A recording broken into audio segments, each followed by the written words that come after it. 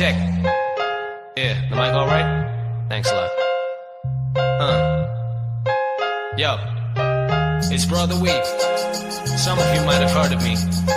I talk about money, I talk about rap music, I talk about getting high. But now, I'ma talk about God.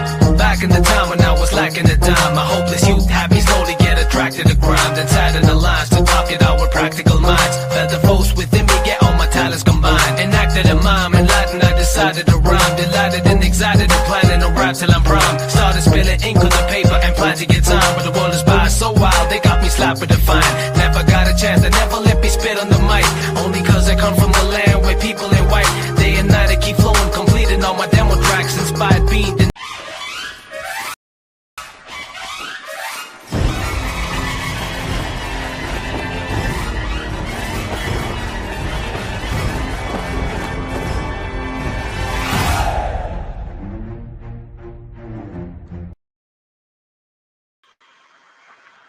All right, this is Shriman Virabhadra reporting, and this is going to be a simple, comprehensive stream here.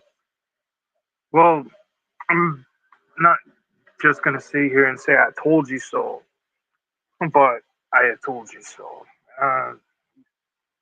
We have Moses Itauma finally getting his secondary belt target, who is the WBA regular champion Kubrat Pulev. Now, I had to do some digging a little bit, and I saw that Kubrat Pulev's highest payday was against Anthony Joshua. Okay, I did a little more digging, and I noticed that the fight purse for that fight specifically was worth about $17 million at the time, in which Joshua ended up taking 13 and Pulev ended up taking 4 million from the table. So it's that simple. It's that simple. And it also brings everything full circle of fighters asking for $3-4 million from Moses Itauma. Of course, I said on an earlier stream that Kubrat Pulev is a fighter that deserves $4 million for his fight against Moses Itauma because of his experience.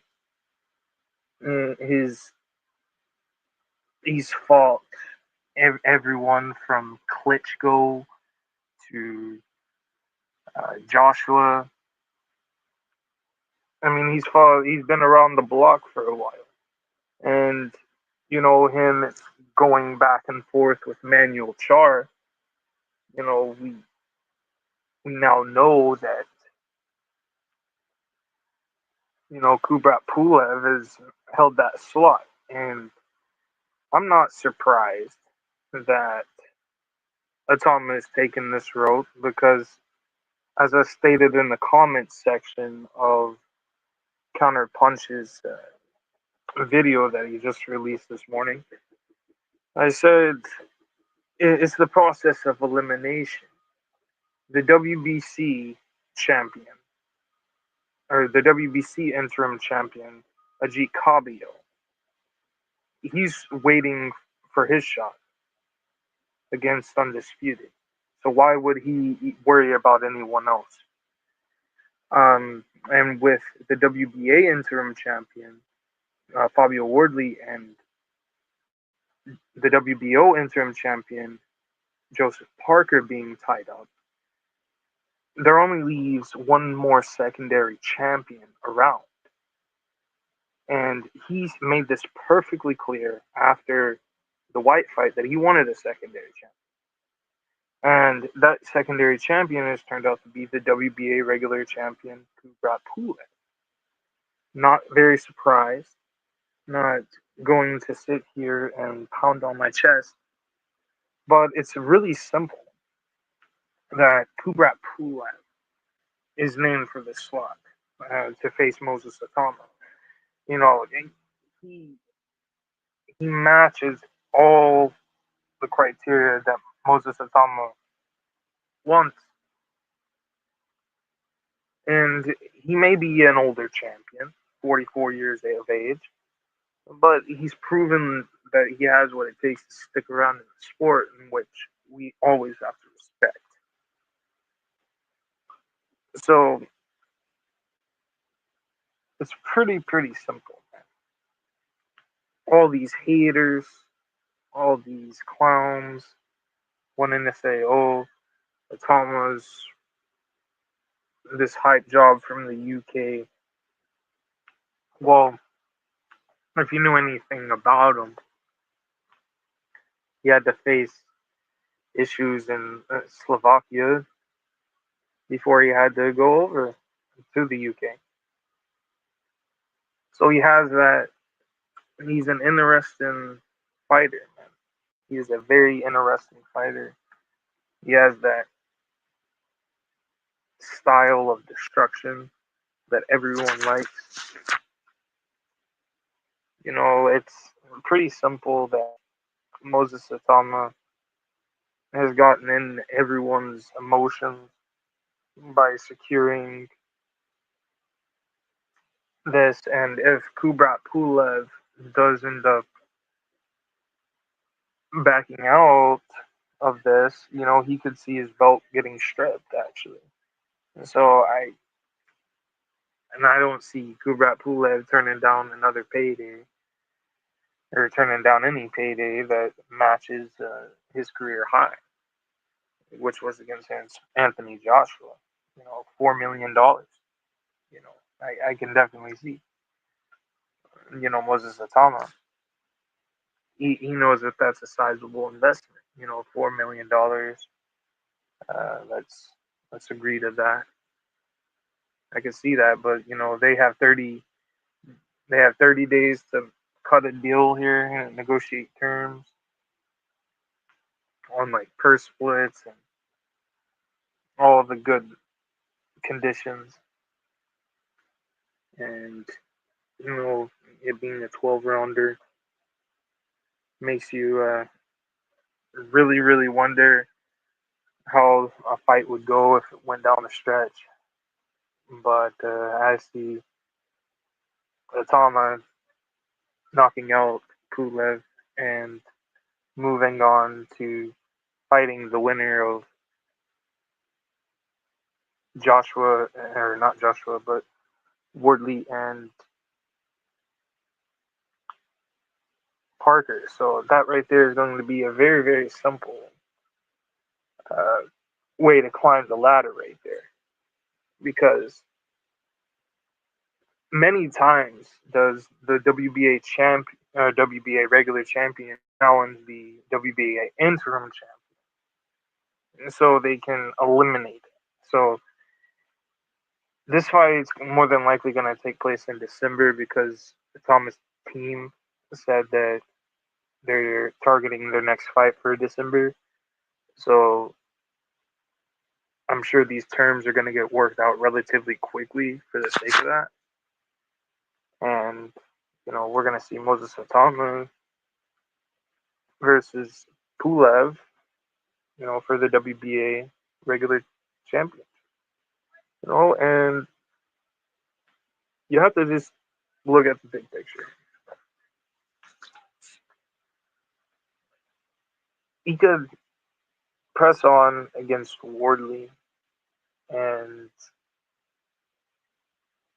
Parker. And yeah, he can push on to that, but he has to take care of business. Now, my thoughts on this fight, okay, is very, very clear. Very, very clear. I think if Tom is gonna crack him early and just get him out of the way. I know that. Thomas is a destroyer. He may allow Pulev to tire himself out for a couple of rounds, but either way, I see Atama just absolutely wreck him. If not, it's going to be a destructive a destructive win for Moses Itauma in all ways of the fight, and I'm not going to really sit there and crap on either fighter. I think Pulev is a great fighter, or is a good fighter. He's just older. You know, I think he can bring, if he can bring the right mentality and the right game plan. Of course, I think he can do some rounds with Itauma, but that's really up to him. You know, Itauma's going to be in for a fight, and he better take this opportunity and really, really go balls to the walls and do what many of us think he can do, and that's knock out Pulev. I even messaged Itauma myself, and way earlier back in, way back, and I think that he is doing what he's supposed to do. 110%.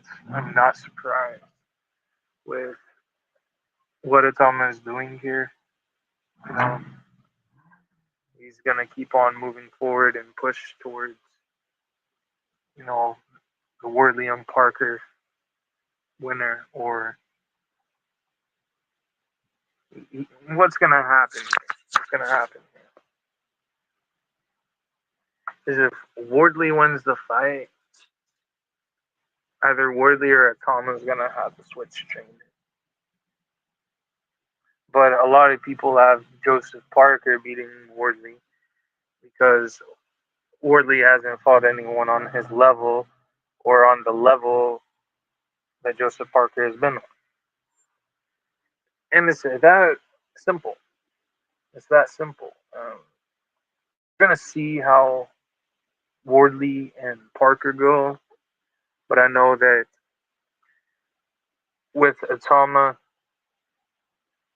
trying to get this Pulev fight in December, I think he would be in line to,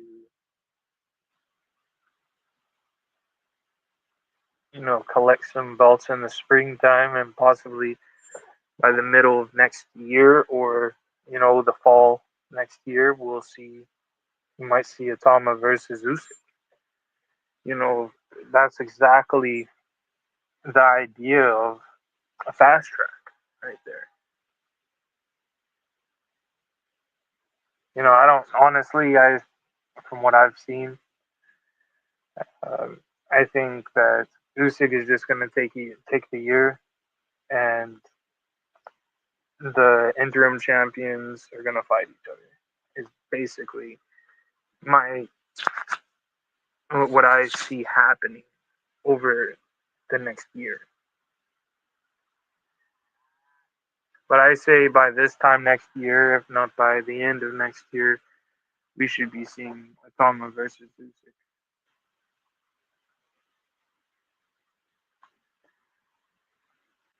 I mean, it's a bold prediction, but anything otherwise would be defeating the purpose. Because why would Itauma sit back for 4 or 5 fights, which for him could be like 4 times a year or something like that as a champion. I mean, Usyk is more than likely looking at his last couple fights here.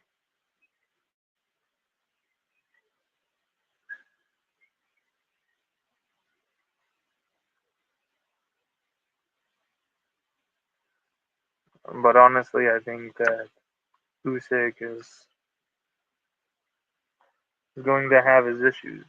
I honestly think that Itauma is going to wreck the division.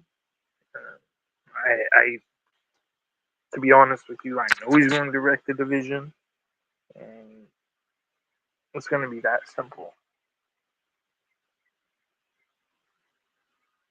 He's going to wreck the division, and his only I would say somebody that gives him a fight. I think him versus Caballero is just an absolute piece of a fight. I think that him and Caballero are the biggest threats in the division outside of the undisputed champion, of course. Um, to put that into words, I'm not going to say that Itauma is going to like what Itauma would do against Caballero, because that part of negotiations is way, way, way far away. We got to see what happens with Itauma and Pulev, see how negotiations work, and you know, moving forward from there. You know, but I'm sure that if Itauma was to fight for undisputed and somehow come out on the other end, I'm sure Caballero would be amongst his first title defenses, which would be an absolute savage defense. But, try not to think too far forward on that. We know that the WBA is first in the rotation. So, with Usyk not even going to be in negotiations until the beginning of next year, he doesn't need to waste any time, basically. I mean, Usyk may not even be in negotiations until the springtime, which is even a bigger reason to jump on the ball right now. Because this ball is going to bring a surge of momentum that leads you into the target you want, the undisputed champion. And people thought that all these people thinking that the IBF is the only way to go. It isn't. It isn't, people thought he was ducking Frank Sanchez and all this other stuff. But what are these guys asking for $4 million in the first place? They won no title. Their market, they're only marketable in certain areas. So bringing a fight to a location, I don't see him doing that. I don't see him coming to this side of the pond just to take on somebody from Cuba in Las Vegas. I find that kind of that doesn't really serve a purpose until after you win a belt, and that's one part of the reason. And also, Frank Sanchez just got put down against Caballero a year or two ago, and it's been pretty simple from there. You know, Anybody who thinks that Itauma avoided Sanchez is a freaking dimwit, because the IBF isn't the only way to go, and he was looking for a secondary belt. So, is there any secondary belts available at the IBF heavyweight division right now? The answer to that is no, because Daniel Dubois was the IBF interim champion, then he was promoted to the IBF champion, and then defended that, and then went off to fight Usyk. So the IBF is at the end of the rotation. What's coming up next is the WBA, and that's going to come out probably the middle of next year. I'm predicting near the fall that Itauma will be targeting Usyk if everything goes to plan. In my opinion, it will go to plan very, very easily. Take the Pulev fight in December, move on to the winner of Wardley versus Parker, fight them in the spring, and then in the summer or late 2026, or the fall or late 2026 press on for the Usyk fight. That's the whole concept of fast tracking. So we're going to see how it plays out. It's pretty simple. The We have counterpunch boxing being in his feelings, saying, "Oh, Itauma avoiding Frank Sanchez." I commented on one of his videos, and I said, "Man, what's with the hate of Itauma, man? He's freaking knocking out these guys." And Frank Warren even said he was going after an interim champion, and he also said that multiple fighters have been asking for $4 million. So, man, stop all the ducking nonsense. You know, you didn't duck him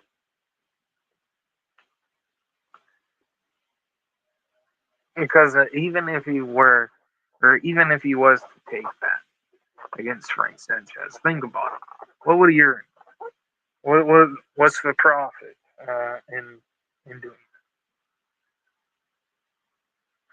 for winning that and then waiting 2 years because IBF is on the back end of the sanctioning body rotation? Come on, man. Know the business of boxing and then come and talk to me. The business is an unfortunate thing for some people when they don't know how to navigate the system or know how to even comprehend what's going on, and then they want to post on social media pretending like they're reporters.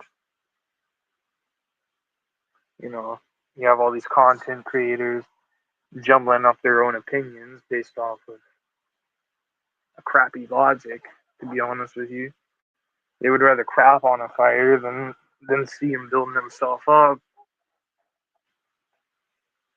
It's pretty simple, man.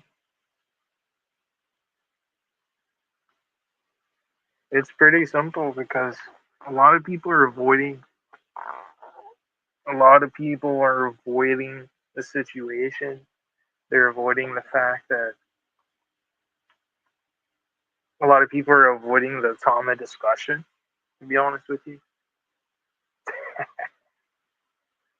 And how ridiculous does one have to be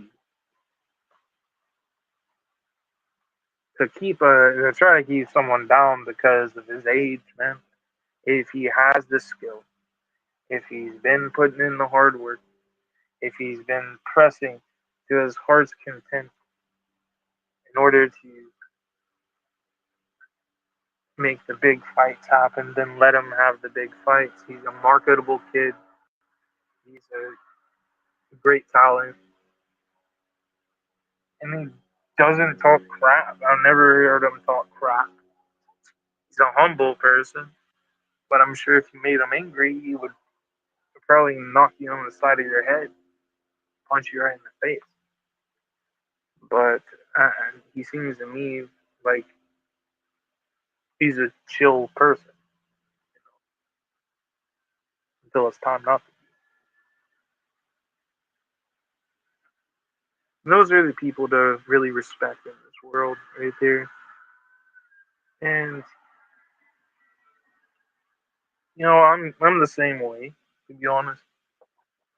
And I see like seeing that in Moses Itauma is like, oh yeah, this guy has the right mindset. Not too cocky. Says says what he says. You know, his interest in the fight. He goes out there and he performs. That's everything you can expect from a fighter. Go out there, put on the best performance that you can. You know, because these guys are going out left and right. It's Moses Thomas' fault.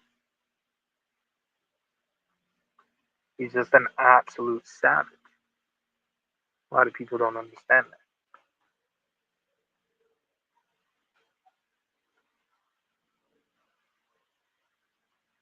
And of course, Joshua not being a marquee name anymore.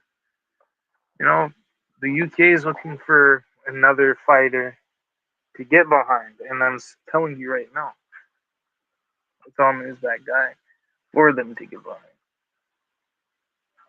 Even though he may come from Slovakia, I know he was born in Slovakia, and his father is from Nigeria, so pretty good backstory right there. How he had to overcome racism in Slovakia, and and how his family had to leave out from over there, seek out the UK. So with Itauma, he has a good opportunity. He has a great opportunity to, you know,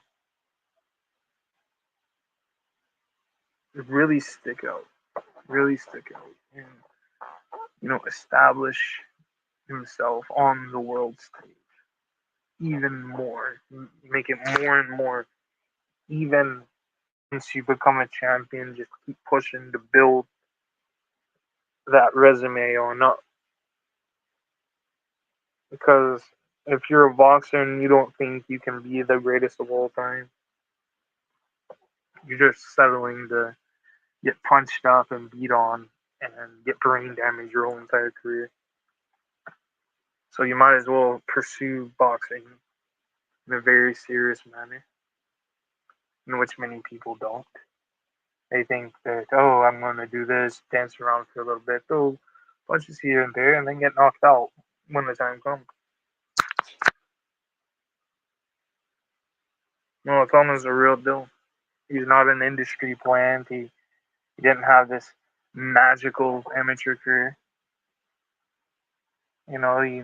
He had a good amateur career for his domestic success. But he he definitely performed on the world level. He gives me this vibe of Iron Mike, winning like youth championships, but turning pro young and pressing hard. So I see a lot of similarities there.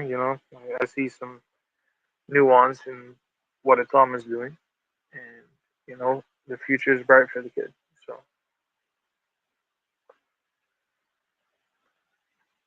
and it's really simple that Atama would pursue Pulev. All these haters wanted him to take the IBF route so bad because Usyk is going to not take that very seriously. We want to see that fight for at least a year and a half, and nobody wants to watch that shit. The mandatory wouldn't even really be enforced for a year and a half. And then they would be hoping for 2027 is exactly the logic of delay is. But everyone knows that Dom is looking for a road in, and he just found a road in. All these Usyk supporters, they want him to, fight another recycled fighter and retire. Why rematch Fury outside of money? And now I do see him rematching Fury to prepare himself for whatever comes next. However, I don't even see him in negotiations until early 2026. I'm just going to be honest. I mean, Usyk's sitting there faking his injuries, sitting on his throne, absolutely scoffing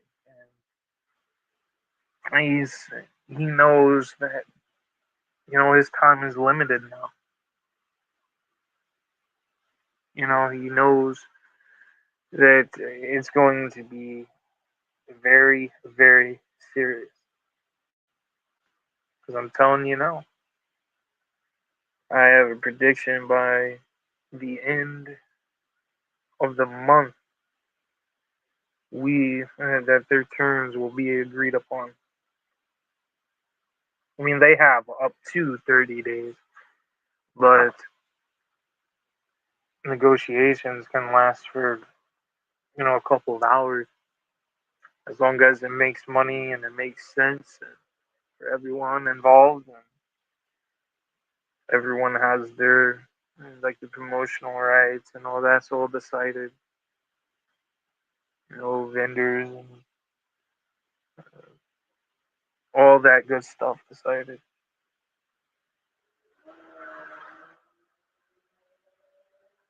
You don't want to do it too close to the fight, because you want time to build.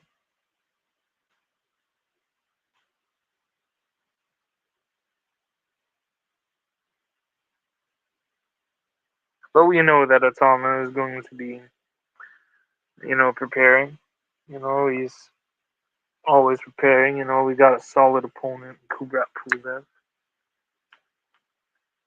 who's fought his own list of fighters, and it's going to be a good fight. It's going to be a great fight. And we get to see this before. We get to see this not too far after Worley and Parker. That's going to be a very important fight. And, I think we know now that this is an official eliminator. Um, in my opinion, with the eliminator of the interim and secondary champs to determine who's next in line, because the IBF has been recycled uh, recently with the Dubois fight. So, and all of his, like, everybody's been around for the past 14 months or so. So they should know what's been going on. Like, ever since he was promoted up to secondary, or promoted up to the IBF champion. Of course, he fought uh,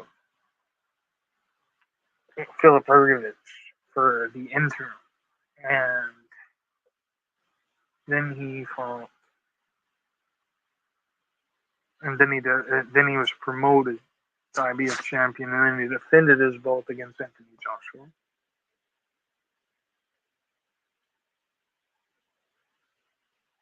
And then we know he was set to fight Parker, but had an illness and ended up pulling out. And then,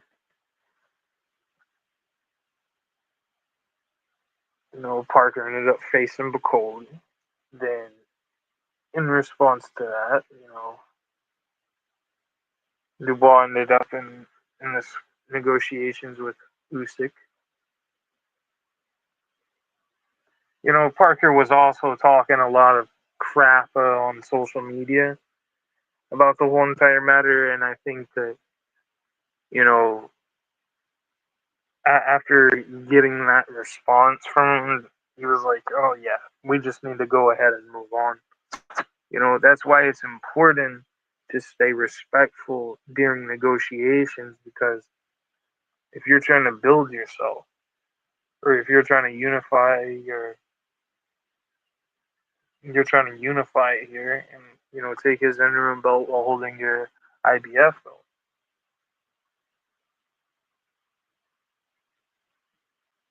You know, that fight would have made a lot of sense, but since Parker kept on running his trap a little too much, I think that's what caused it. We've seen it happen in negotiations with these fighters. Gervonta Tank Davis and Lamont Roach, they were in negotiations for the second fight. But Lamont Roach kept on trolling, kept on talking shit. The papers weren't really, papers aren't really assigned at that point. And on top of that, they have a fight date scheduled without it really being scheduled, which makes it seem like somebody's trying to formulate some kind of case on some loose evidence. Like you're making something out of nothing. He's dealing with his mama making fake accusations, his baby mama making fake accusations against him, and he's dealing with all that stuff. So it's the same thing there too. Like after that, and then they were saying, "Oh, are we gonna fight again, or are we gonna continue negotiations so we can get this rescheduled?" And then Lamont Roach went out, shitting on Tank, yapping his mouth, saying Tank Tank is avoiding him, all this crap. And I think Tank finally had his moment. He said, "Okay, since you want to talk crap, I'm only fighting you for what, $10 million max, maybe $7-8 million. Well, how about this? I'll go and fight Jake Paul for the super back, where it'd be worth 10, 15 of these fights."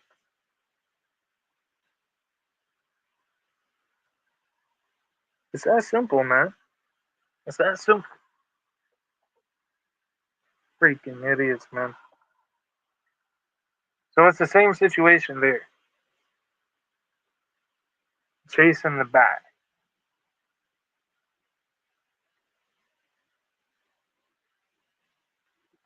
And a lot of these fighters are kind of pulling that direction of, oh, we see this guy's a threat. We're going to price yourselves out, and we're gonna be like, oh, I want this money to take the fight. They're doing now is pricing themselves out. It's that simple. And for King Davis, I don't see himself pricing himself out. I'm seeing that the lane of disrespect. Um, you see that fighters end up talking themselves out of a fight. Parker ended up running his mouth to Daniel Dubois while he was sick, and that's why you never saw that ever come back up again. Dubois just ran off and jumped in negotiations with Usyk.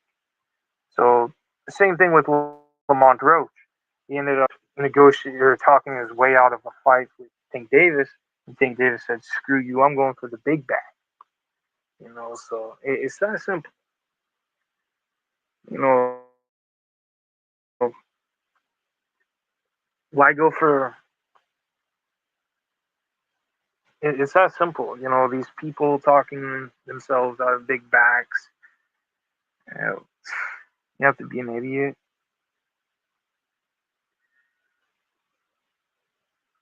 What you do is you lure them in, and then once you have them in the presser and stuff like that, and then you hammer them.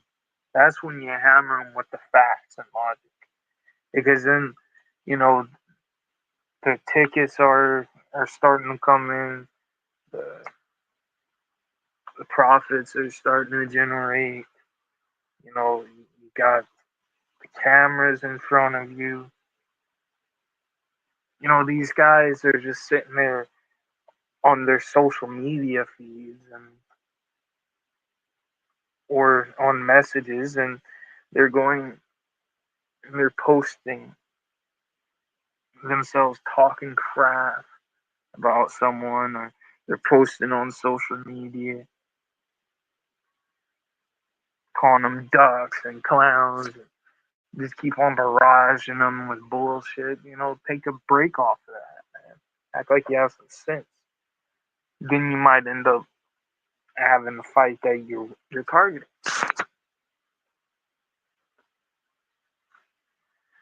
These fighters being overcritical of the fact. It's pretty simple. It's pretty simple. If I'm a Usyk looking at the landscape now, it's getting pretty crazy because Itauma takes that WBA regular belt. He's got to worry about the WBA next. So he has and by that time, they're going to be looking at, we're going to be looking at a potential,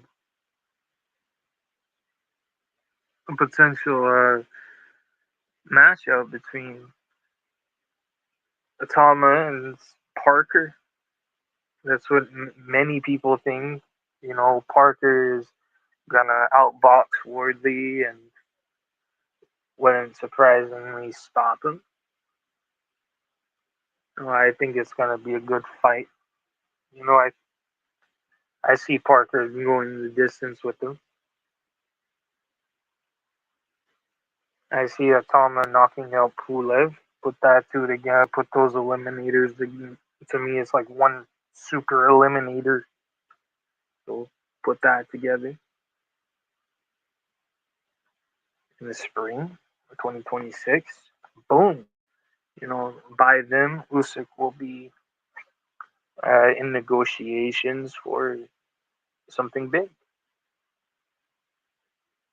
And that right there is called perfect timing. He's going to see this ruckus going on with the interim champions, and he's like, oh, there's only one interim champion now. He's got all the interim belts. He's next. That's how this works.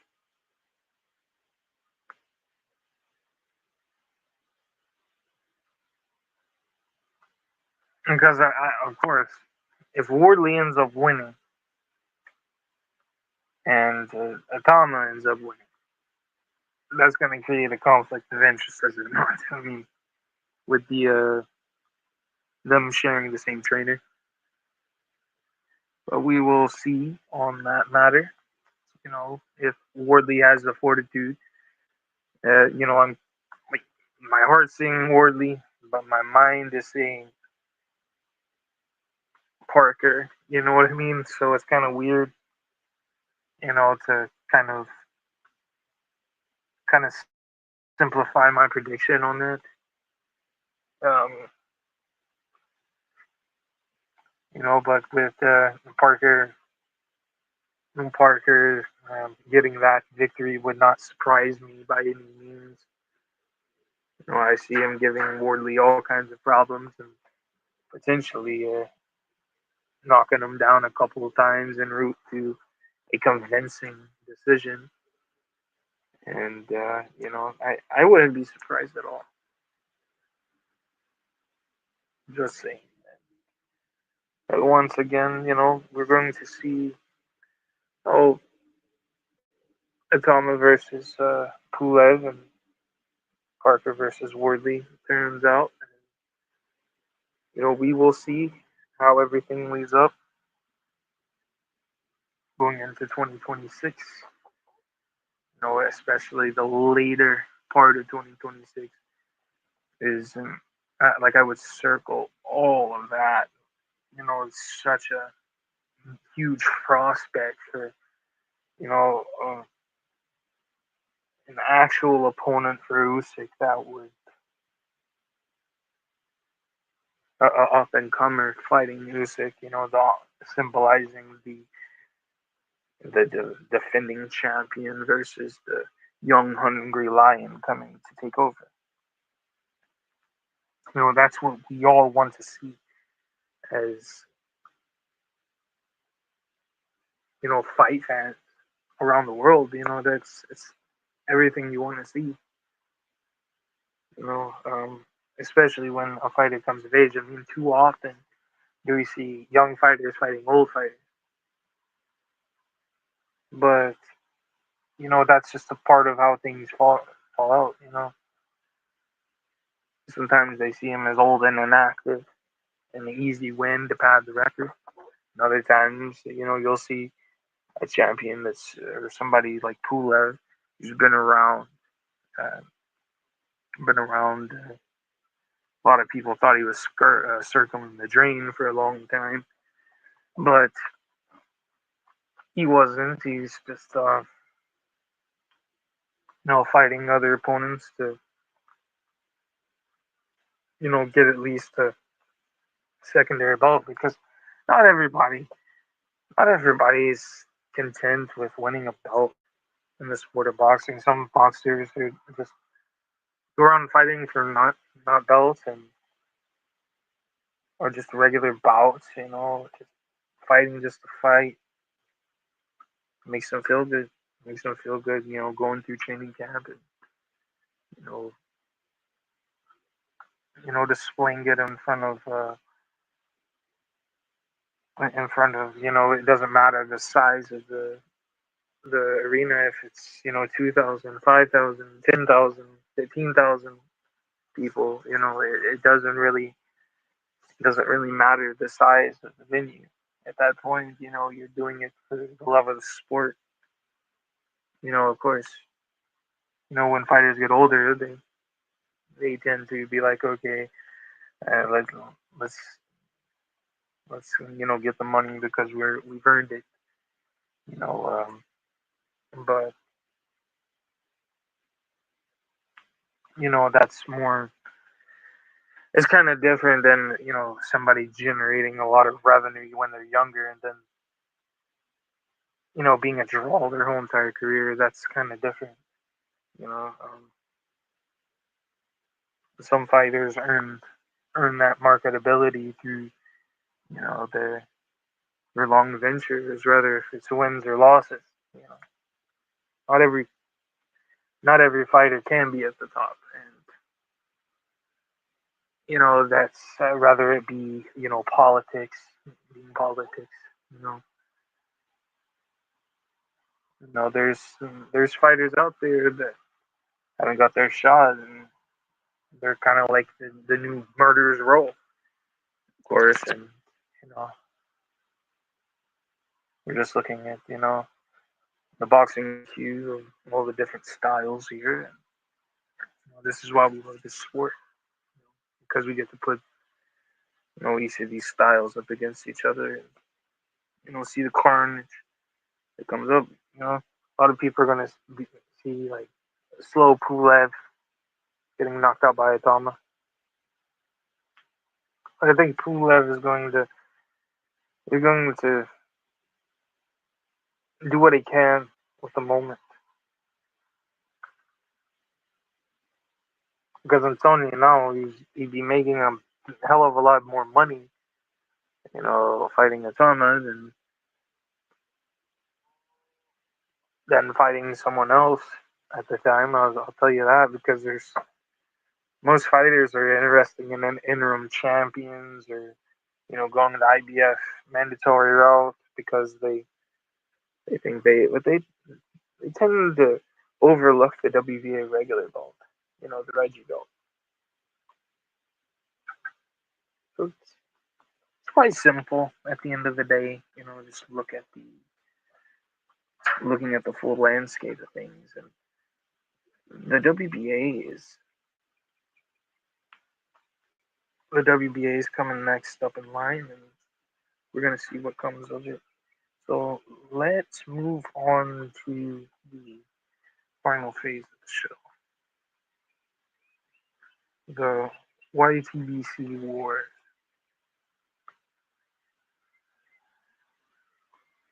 Of course,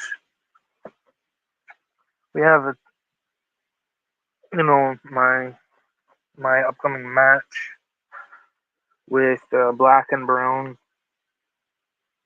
first quarter 2026. Oh, how easy that fight's going to be. It's a simple matter, simple destruction. I'm levels above him. I mean that completely respectfully. And I'm just going to knock him out, bro. And I appreciate him giving me the moment. I'm appreciating him accepting this fight so I can end his career.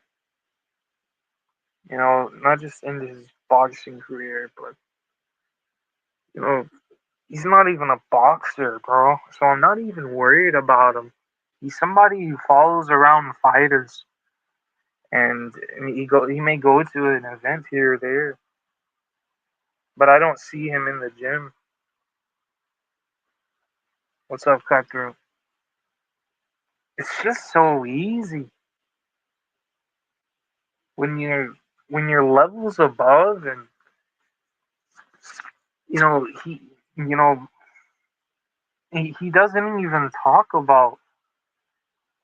Like he sticks to a couple fighters. He doesn't diversify his content.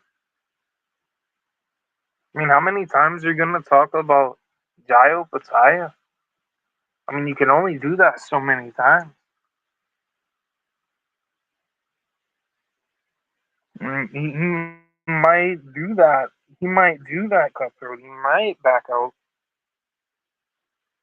Somebody. I heard somebody on the CCD Discord. They said that Black and Brown versus Telk is an albino versus something I'm not going to repeat right now.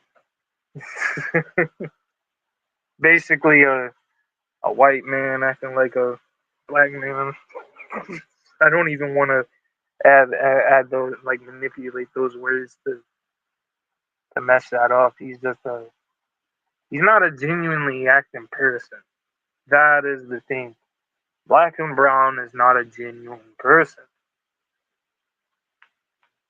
He seems to me like he's putting on an act, and he's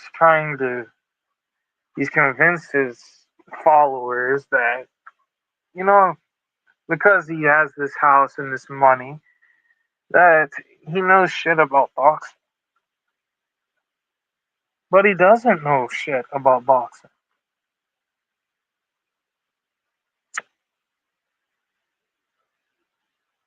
And he's going to find out in the first quarter of 2026. When they block you, like, when the first quarter of 2026 comes around, he's definitely going to find out he don't know shit about boxing. Absolutely hilarious. He's going to find that out inside and outside the ring. I mean, it's not that hard, guys. It's not that hard. Most boxing fans, they jump on the hype train. They've been doing this for years. Jump on the most popular fighters, and then say you're a fan, and you know, write it out until the end. Most people can't accept it when it comes to the end.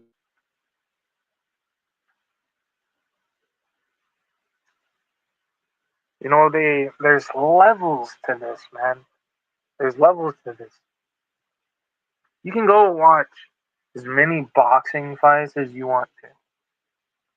But until you go in there, drill yourself, put in the road work, put in the time, I'm telling you, that's when you that's when your body and mind becomes one, so it translates into the game plan in the ring. This man can even run. And this man probably has He's probably like what's the name of that Blade Runner? Oscar Pistorius. You know, I think he's really like a bearded man, Oscar Pistorius, that's hiding his flawed legs. Yeah, man, I like my trolling headphones because it brings a raspiness. It brings that little twist of spice into what I'm saying.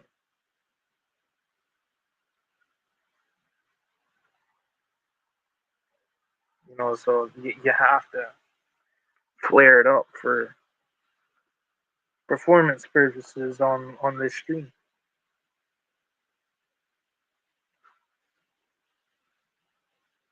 Well,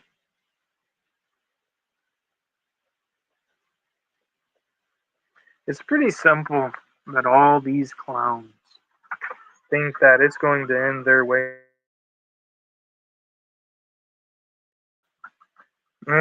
It's really simple that I'm gonna school black and brown so effortlessly.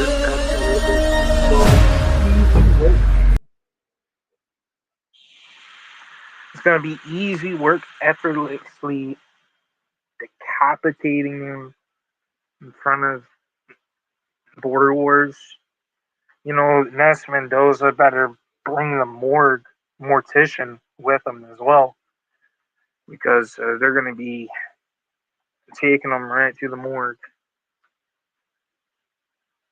If, especially after all this shit he's been talking. So, you know, he wants to fight. Oh, he's gonna get a fight. He's gonna get the most intense fight he's ever got. He thinks this is gonna be just a boxing match. After all the shit talk he's gone through, bro, you're gonna see. You're gonna see what he's on about.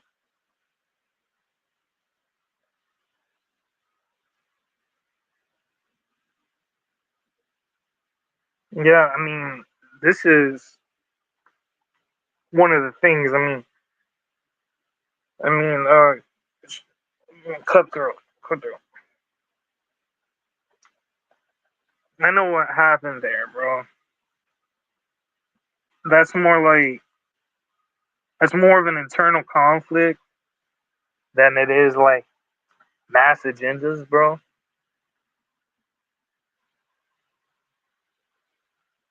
I mean, Lonzo is working on his trolling. He's improving on his trolling. You know, I'm proud to see his progress in the arts of trolling. Uh, you know, I knew that he deserved a key on my channel when he went on Rap Stars and he's like, "Where's my key, dog? Where's my key?" You know, like I was like, "Hell yeah, man! That's a key holder right there." Like willing to shit on Rap Stars show like that, bro, over a key. Oh man, total respect, total respect. Because Rap Star goes on these awkward rants anyway. Where's my wrench, dog?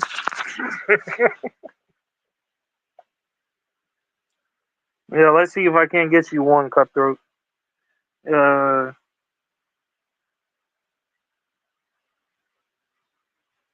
I'd have to see on that. Let's see. Let me put on some music, Cutthroat, and so I can navigate this because I don't want just an awkward silence. So I'm gonna put on some music and I'm gonna rinse you out.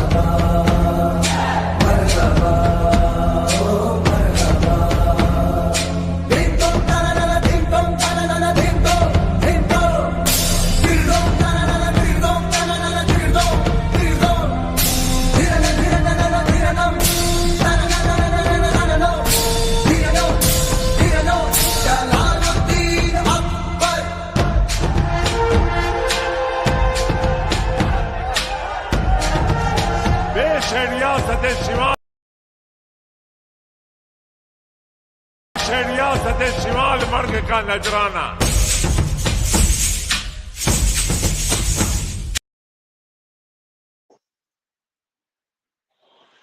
All right, then. Now that that's taken care of. Easy breezy, man. Easy breezy. Okay. So we got that through.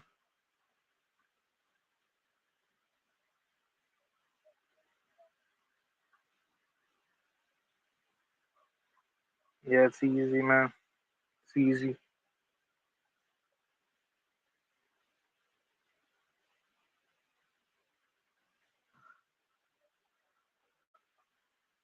Light work, light work. Yeah, so it's gonna be a light situation here.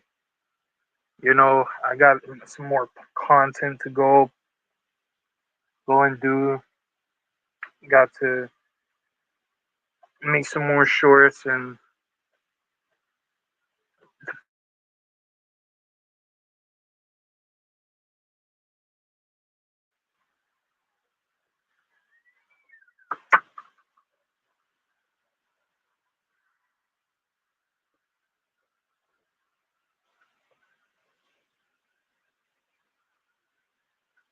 yeah, so yeah, we're gonna take a short intermission and we're going to be back.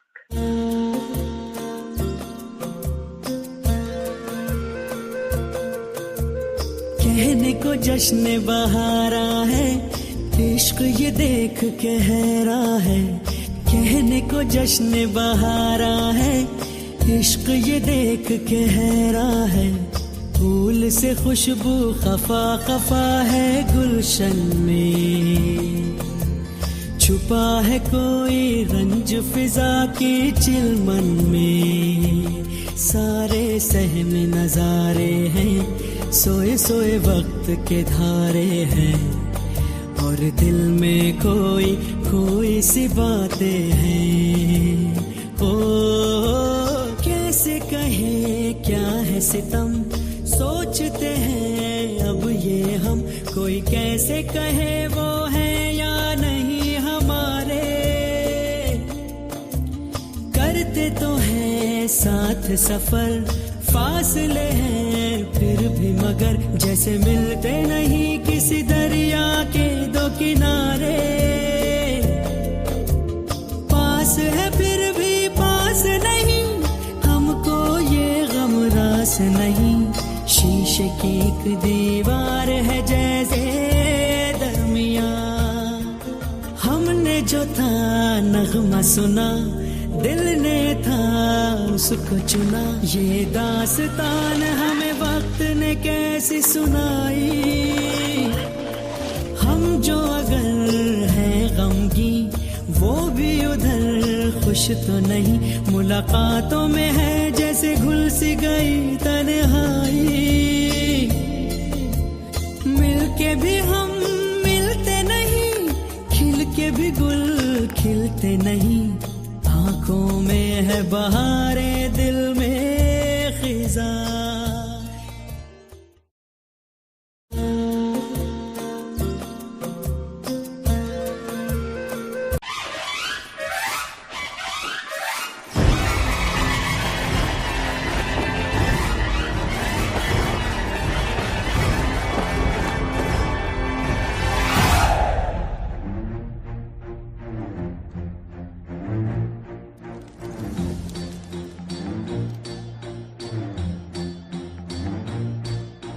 चमके सितारे देखो हमारे, शत्रु तो सारे हारे।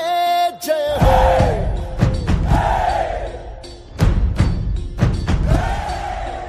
हम वो सिपाही जो है सदा ही रूप शिवा का धारे। जय हो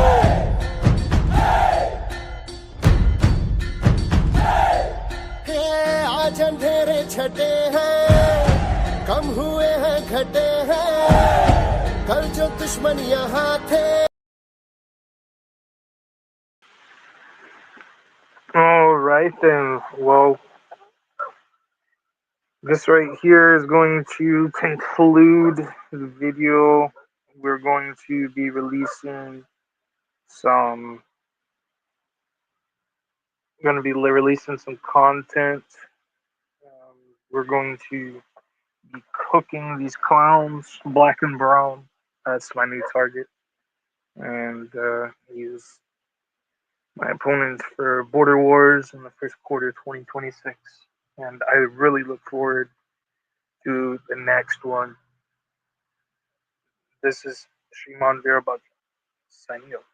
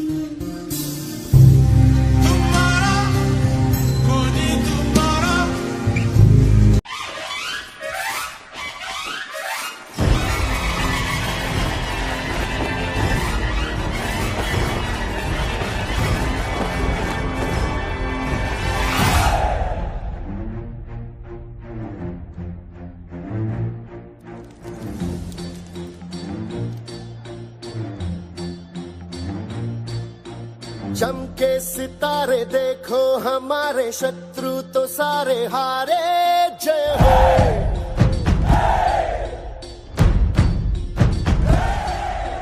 हम वो सिपाही जो है सदा ही रूप शिवा का धारे जय हो।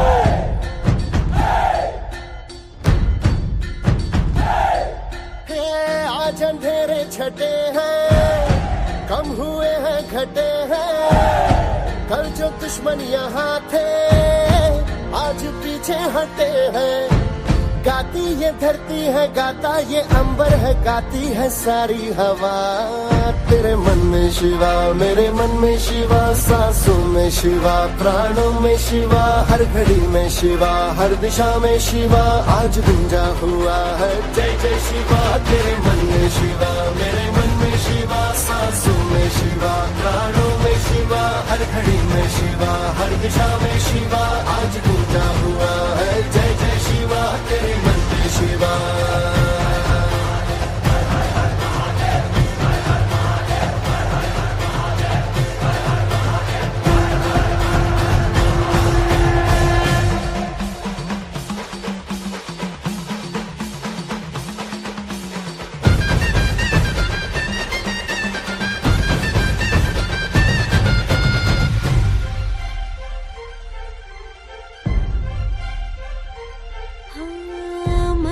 मराठी मातीचा छत्रपती सह्याद्रीचा आठवे शिवाजी राजा आजगा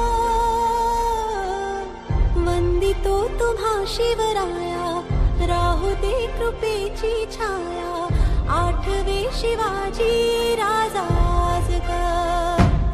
सारी दीवारें भी सारी तलवारें भी तुमने दुश्मन की अब तोड़ दी है।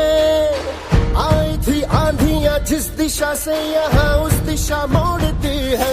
पार उतरना ही था ये तो करना ही था ये तो होना ही था सुन ले भाऊ। उनको जाना ही था हमको आना ही था ये तो होना था भाऊ। देश भी आज अपना है देश पे राज अपना है अपना ही तो सिंहासन है और जो है ताज अपना है। हिम्मत की अग्नि में लोहा पिघलता है विश्वास हमको हुआ। तेरे मन में शिवा मेरे मन में शिवा सांसों में शिवा प्राणों में शिवा हर घड़ी में शिवा हर दिशा में शिवा आज गुंजा हुआ है जय जय शिवा। तेरे मन में शिवा मेरे मन में शिवा सांसों